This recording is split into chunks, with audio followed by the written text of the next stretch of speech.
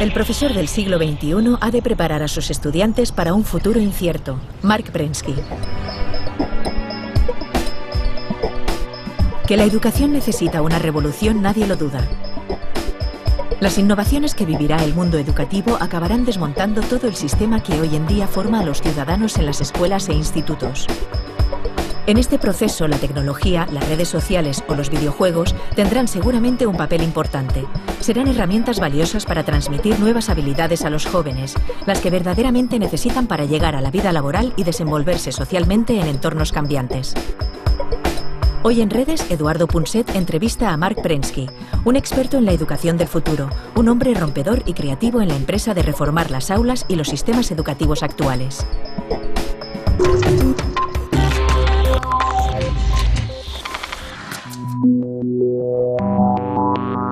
Los niños de hoy son distintos de lo que éramos los mayores de ahora, porque si somos distintos de lo que son los niños hoy, entonces no cabe ninguna duda de que hay que transformar, hay que cambiar el sistema educativo. Un sistema educativo no puede estar calcado para confabular o reproducir el pasado, sino que tiene que ser un sistema que permita a los niños del futuro conseguir el trabajo que buscan y que ahora no encuentran.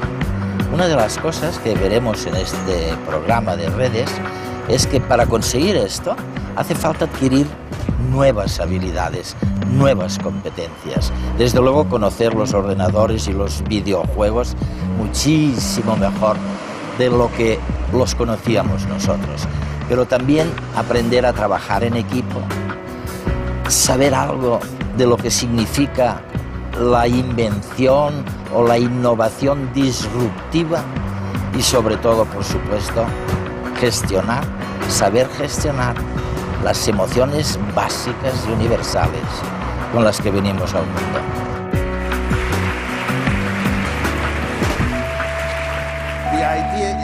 Lo que llama nuestra atención como adultos no siempre es lo que llama la atención de nuestros hijos y de los jóvenes, y es algo que tenemos que tener en cuenta. A mí me gustaría centrarme en cómo podemos conseguir que nuestros alumnos estén más implicados en su propio aprendizaje, cuál es el papel del profesor en el aula del siglo XXI y cuál es la función de la tecnología en el proceso de aprendizaje del siglo XXI. Eres famoso por muchas cosas, pero una que la gente no ha olvidado es que un día se te ocurrió decir que los ordenadores y los videojuegos no son tan malos como se dice. ¿Por qué no le explicas a nuestra audiencia por qué, a los telespectadores? Estoy seguro de que muchos tienen sentimientos negativos en relación a los ordenadores y los videojuegos. Bueno, el problema es que la mayoría de la gente que piensa así no es aficionada a los videojuegos, por lo que no tienen ningún conocimiento directo, simplemente escuchan lo que dice la prensa. Es cierto. Y la prensa ha sido nefasta porque, ¿qué hace la prensa? Pues insisten en todo lo malo posible y montan una gran historia de por qué es malo, por qué esta persona se ha quedado como hipnotizada o lo que sea. No escriben sobre lo bueno. Así que la opinión pública tiene una idea totalmente opuesta a lo que es. Creen que los peligros son grandes y los beneficios escasos. Pero en realidad, los beneficios son muchos y los peligros son escasos, reales, pero escasos.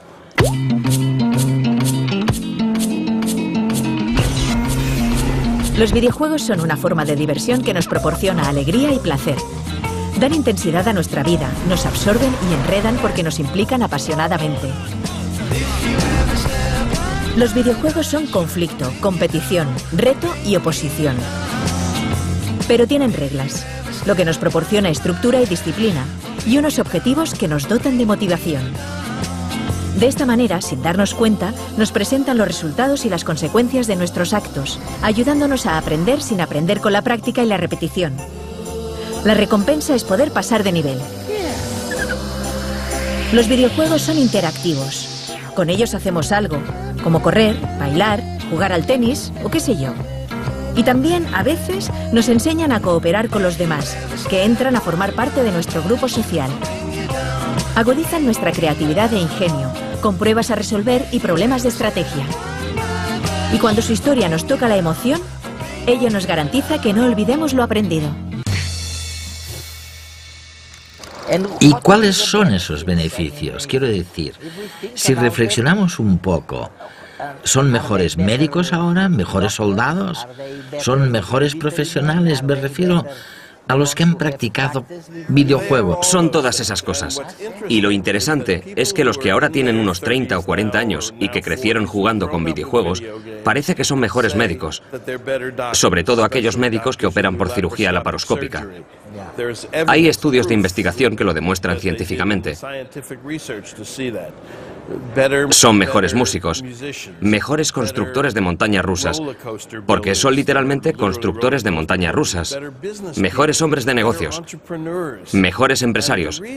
Y la razón es que los videojuegos te enseñan a asumir riesgos. Aprendes a actuar a partir de un feedback. Aprendes a tomar buenas decisiones. Este tipo de cosas que luego transmitimos a todas nuestras profesiones.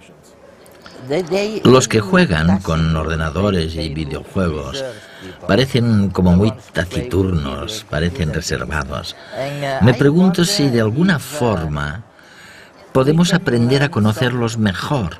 Dicho de otro modo, si podemos utilizar los ordenadores y los videojuegos para relacionarnos mejor con ellos. Es algo que durante mucho tiempo no hemos hecho. Creo que fue una oportunidad perdida. Siempre lo he pensado. Conseguir que los padres y sus hijos jugaran al mismo juego, cada uno con distintas habilidades adaptadas a su edad. Empezamos un poco con la Wii. Los de Nintendo sacaron la Wii y diseñaron deliberadamente un juego al que pudieran jugar juntos abuelos, padres e hijos. Y pienso que tienes toda la razón, es lo que debería pasar.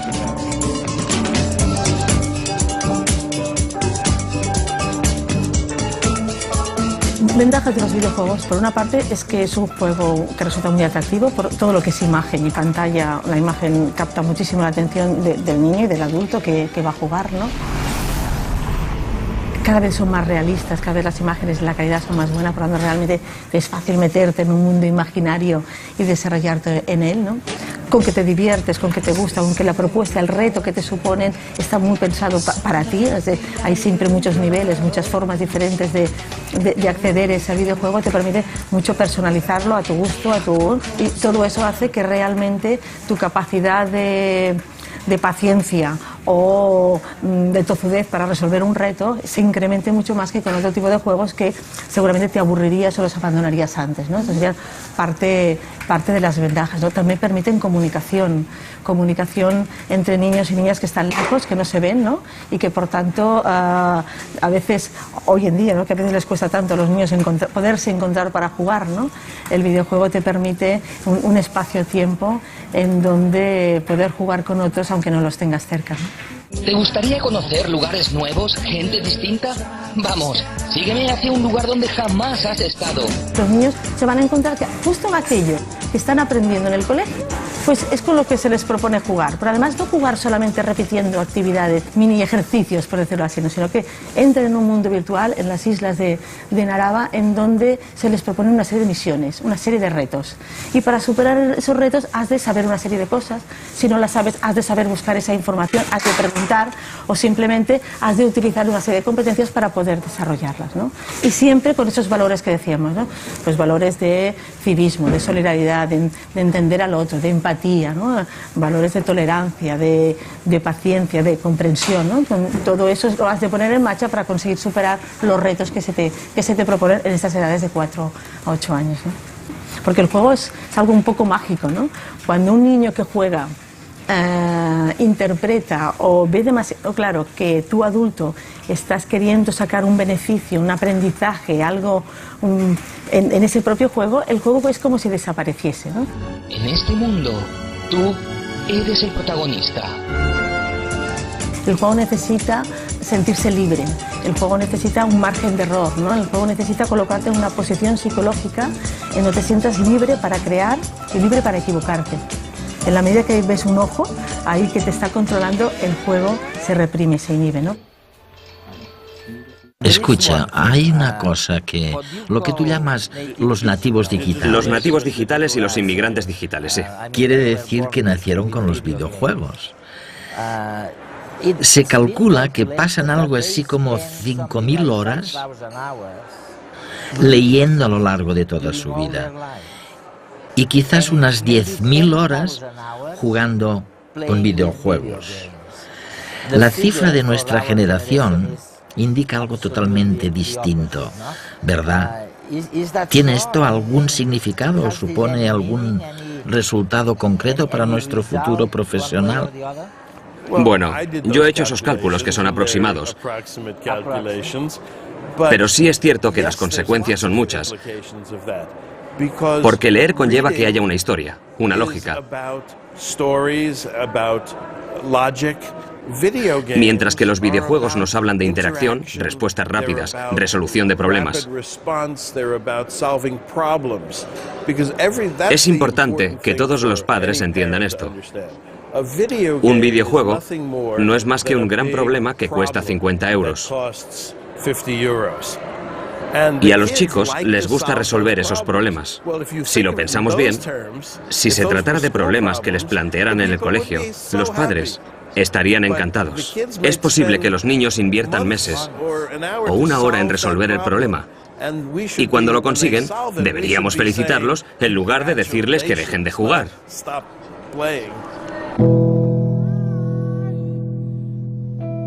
Es decir, un nativo digital se llama aquel niño que ha crecido rodeado de ciertos elementos tecnológicos. Puede ser en casa, equipos de audio, smartphones, ordenadores portátiles. Toda esta tecnología que para nosotros ya es común, tanto en nuestras casas, en este caso en nuestro colegio, ellos no les ha supuesto una nueva incorporación. Han nacido envueltos de todo esto. Yo pongo siempre un ejemplo. Antes comprabas un aparato electrónico y lo primero que hacías era sacar el libro de instrucciones y leértelo. Ahora, cualquier alumno de los nuestros saca cualquier dispositivo tecnológico de una caja y automáticamente lo pone en marcha. Bueno, yo creo que la diferencia principal en lo que se ha dado en llamar un nativo digital y una persona de otra generación anterior que se ha incorporado a la tecnología a su vida posteriormente es que esa tecnología la va a asumir o la va a hacer suya con mucha mayor dificultad porque es desconocida y además porque necesita crear la necesidad de darle un uso. Es decir, nosotros antes teníamos todos un teléfono en casa y era el único teléfono que había en toda la casa y además iba enganchado a un cable. Cuando aparecieron los primeros teléfonos móviles, había gente a favor y en contra de llevar un teléfono móvil. Gente que creía que lo iba a necesitar y gente que no. Hoy, el gran tanto por ciento de la población lleva un teléfono móvil. Antes te podías plantear si para tu trabajo ibas a utilizar un ordenador o no. Ahora, un porcentaje muy alto de la población utiliza ordenadores y nadie se pregunta si lo necesita o no. Se han ido incorporando esos medios a base de crear una necesidad previa.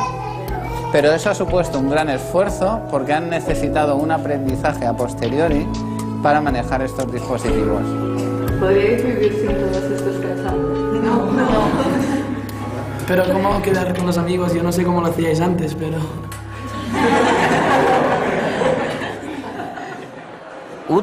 Traduciría lo que estás diciendo correctamente si dijera que experiencias diversas comportan estructuras cerebrales diferentes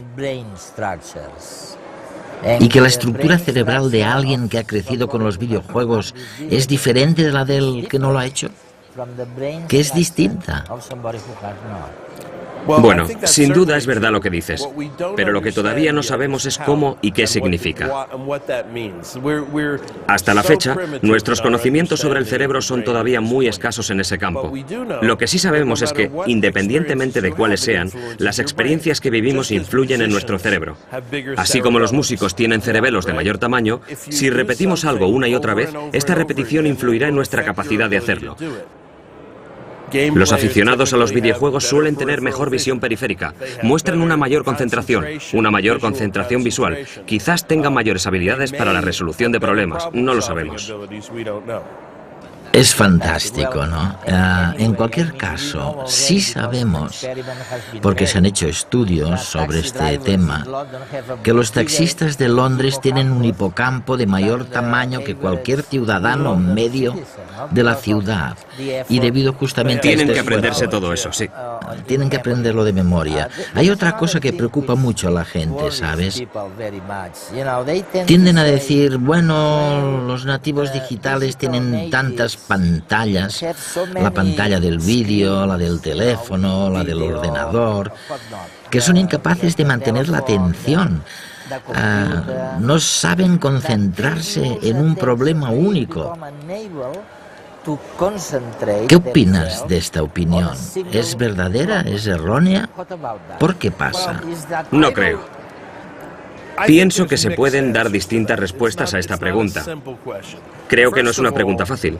En primer lugar, lo más importante para una persona joven, igual que para una persona mayor, es la atención. La gente que presta atención a muchas cosas distintas a la vez ha aprendido a dividir su atención y por eso comentan, vale, no necesito centrarme únicamente en esto porque puedo hacerlo igual. Hemos llevado a cabo experimentos en ese sentido. Uno famoso es aquel en el que hay unos niños que ven la televisión solos. Se trata de niños pequeños. Y otros que ven la televisión, pero estando delante de un videojuego. Los niños que están delante del videojuego juegan, pero tanto unos como otros saben perfectamente qué está pasando en la televisión. Porque la mayoría de las cosas no requieren toda nuestra atención. Lo que requiere toda nuestra atención es el tiempo o las urgencias, porque se produce una gran descarga de adrenalina y la adrenalina nos exige que nos centremos. Pero en la mayoría de los casos, la gente lee varios libros a la vez, hace distintas cosas a la vez, piensa en varias cosas simultáneamente, quizás escucha música, puede que conduzca escuchando la radio, muchas cosas. Nuestro cerebro es muy poderoso y creo que es una idea muy equivocada pensar que tenemos que centrarnos únicamente en hacer una cosa a la vez.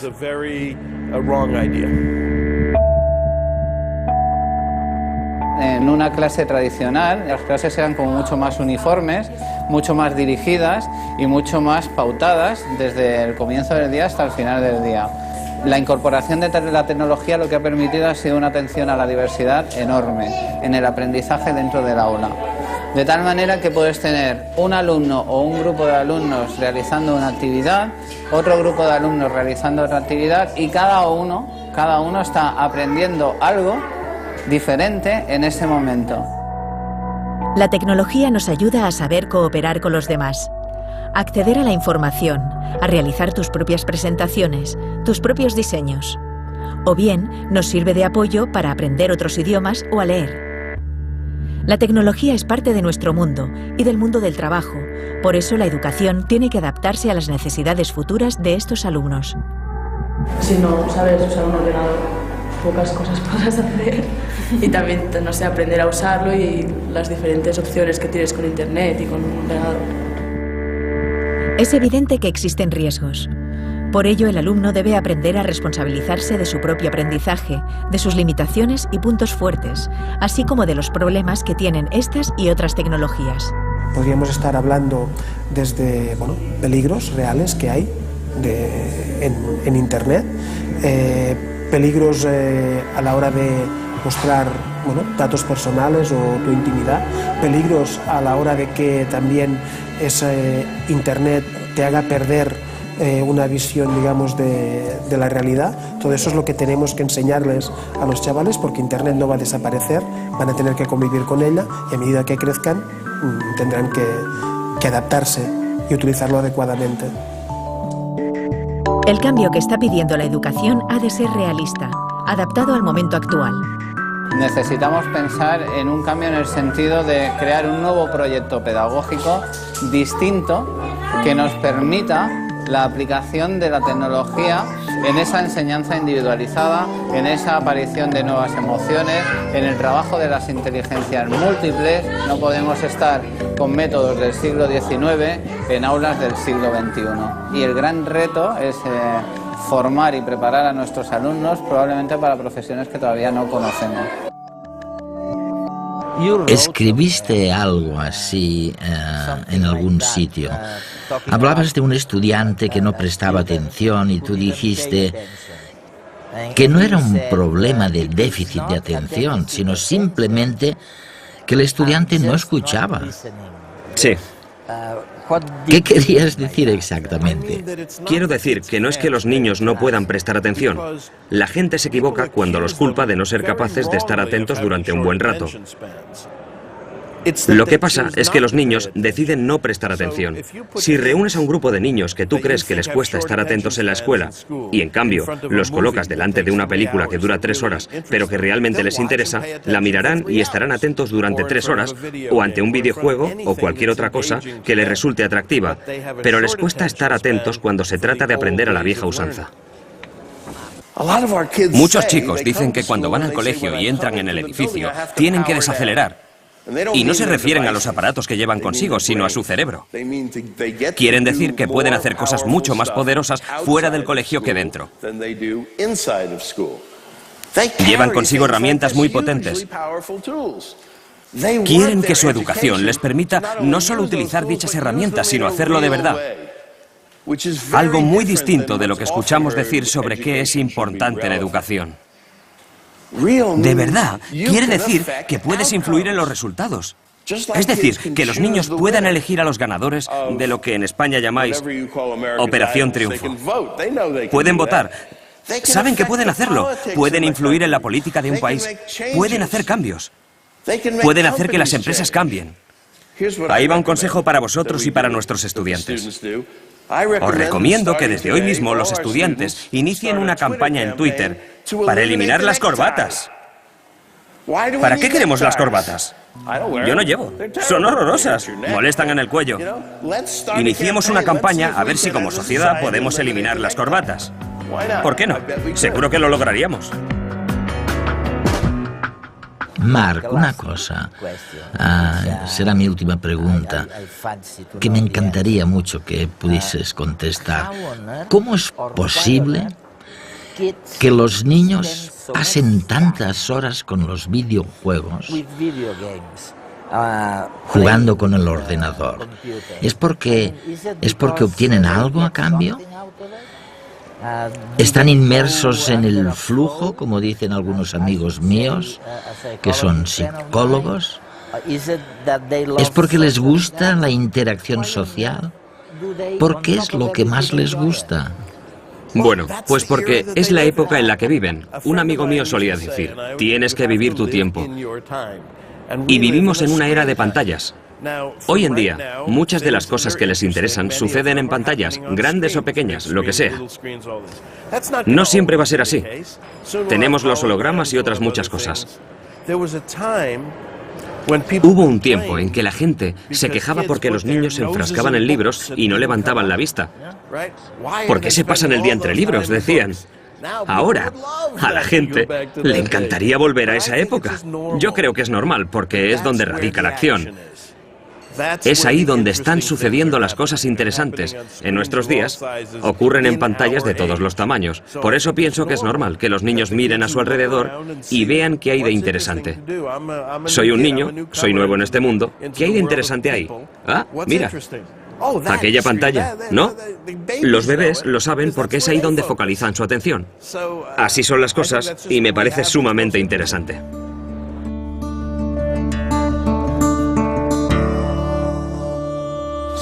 El deber de las escuelas, en mi opinión, es motivar a los chicos. Este es el motivo por el que no van a dejar de existir los profesores. Es la razón por la que no van a perder sus trabajos, ya que muchos están aterrados en ese sentido. Su trabajo es darles luz. ¿Tienen nuestros hijos trastorno por déficit de atención? Esto es lo que muchos creen. Les damos Ritalin y otros fármacos. Esto es lo que dicen nuestros hijos. Yo no tengo déficit de atención, simplemente no estaba escuchando. Un amigo mío que es profesor les llama IOI. Interésame o irrítame. Pero no despertamos su interés, los irritamos, se suben por las paredes, hacen comedia, pensamos que algo va mal, pero lo único que va mal es que no hemos despertado su interés. ¿Y cómo lo hacemos? ¿Cómo encendemos las luces para estos chicos? Yo creo que la mejor forma es con aquello que les apasiona. Y creo que así toda esa mala prensa en torno a nuestros chicos la vamos a ver con otros ojos. Voy a darles una metáfora nueva. Digamos que nuestros chicos son cohetes espaciales.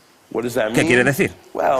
Pues que van rápido, que se lanzan de cabeza a lugares desconocidos, que son muy volátiles, que son difíciles de controlar con precisión como los cohetes de verdad. Necesitan ser programados adecuadamente, necesitan combustible adecuado y buenos pilotos y quizás requieran algunas correcciones a medio camino como los cohetes de verdad. Pero tienen un retorno potencial enorme. Todos los chicos lo tienen y es lo que tenemos que descubrir. Lo que más me gusta de esta metáfora es que si los estudiantes son cohetes espaciales, ¿en qué se convierten los educadores? ¿En especialistas en cohetes? Así que la próxima vez que alguien les diga que la educación no es una ciencia espacial, tenéis que contestarle que sí, que es más difícil, porque los cohetes obedecen a las leyes de la física, pero a veces no sabemos a qué leyes obedecen nuestros hijos. Todos sabemos que las herramientas están cambiando en el siglo XXI. ¿Y saben qué, amigos? Los profesores son una herramienta. Somos una herramienta para educar a nuestros hijos. No tenemos por qué ser una muy buena, ya que somos humanos, somos los mejores, pero sí tenemos que ser herramientas del siglo XXI. Nuestra función está cambiando porque no solo tenemos que prepararlos para los exámenes, sino que tenemos que prepararlos para el futuro desconocido. No solo tenemos que preparar a nuestros chicos para que se gradúen y vayan a la universidad, tenemos que ayudarles a descubrir sus pasiones. Eso es lo que tenemos que hacer. No solo tenemos que ayudarles a leer, escribir y vivir en nuestro mundo, sino que también tenemos que ayudarles a vivir en el mundo futuro, donde la mayoría de la información no se transmitirá por escrito. Así que tenemos que pasar de ser el profesor, el controlador, el director del aula, a ser el entrenador, el guía y el compañero.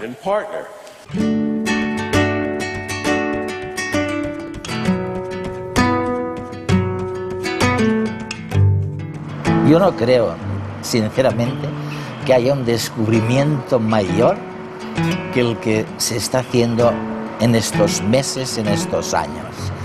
Y es el saber que podemos incidir, que podemos transformar la estructura cerebral de los jóvenes mediante una nueva educación.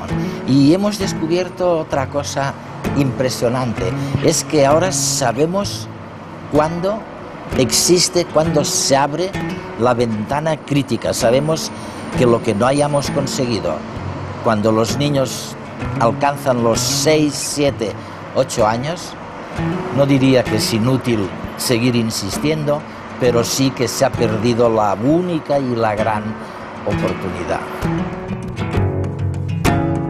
La antigua forma de enseñar es aburrida. La nueva se basa en que los chicos aprendan solos. Mark Prensky.